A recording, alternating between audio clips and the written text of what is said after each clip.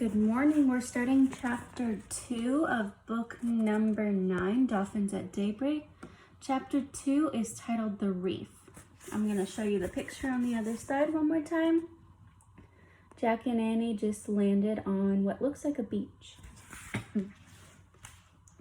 A breeze blew through the window. Seagulls cried.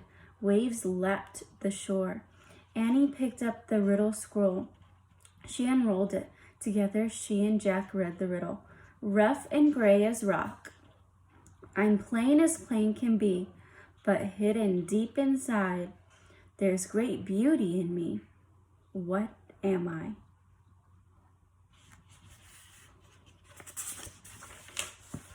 Let's go find the answer, said Annie. She and Jack looked out the window. The treehouse wasn't in a tree. It was on the ground. Why is the ground pink, said Jack.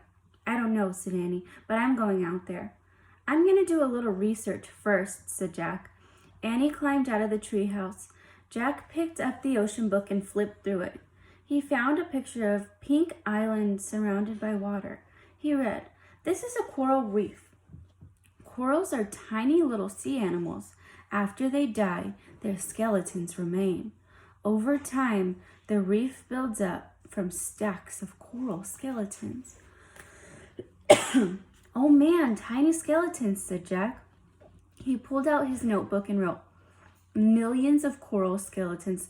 Jack, come look at this, cried Annie. What is it? I don't know, but you'll love it, she said. Jack threw his notebook and ocean book into his backpack. He climbed out the window. Is it the answer to the riddle, he called. I don't think so. It doesn't look very plain, said Annie. She was standing at the edge of the water. Beside her was a strange-looking machine. Jack hurried over the bumpy coral to get a better look. The machine was half on the reef and half in the clear blue water. It looked like a huge white bubble with a big window. Is it a special kind of boat, said Annie. Jack found a picture of the machine in the ocean book. He read, "Scientists who study the ocean are sometimes called oceanographers. Sometimes they travel in small diving vessels called submersibles or mini-subs to study the ocean floor." It's a mini-sub, said Jack. He pulled out his notebook. Let's get inside it, said Annie. No, said Jack. Actually, he did want to, but he shook his head. We can't. It's not ours. Just a tiny peek, said Annie. It might help us figure out the riddle. Jack said, Okay, but we have to be careful. Don't touch anything, he said. Don't worry, said Annie.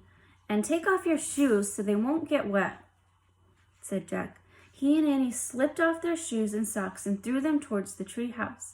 Then they carefully stepped over the sharp coral. Annie turned the handle on the hatch of the mini-sub. It opened. She and Jack climbed inside. The hatch slammed shut. The mini-sub was too tiny. The two seats faced the big window. In front of the seats were a computer built into a control panel. Annie sat down. There they are, going inside.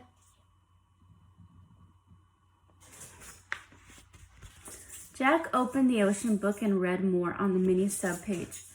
Mini-subs have strong hulls to keep air in and protect those aboard from water pressure. Computers are used to guide the mini-sub through the ocean. Oops, said Annie. What's wrong? Jack looked up. Annie was waving her hands in front of the computer. Now the screen showed a map. What's going on, said Jack.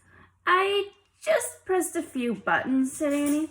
What? I said don't touch anything, said Jack. An air blower came on. The mini-sub jerked backwards. Get out, said Jack. He and Annie scrambled for the hatch. Jack grabbed the handle, but they were too late. The mini-sub slid off the reef. Then it dove silently down into the deep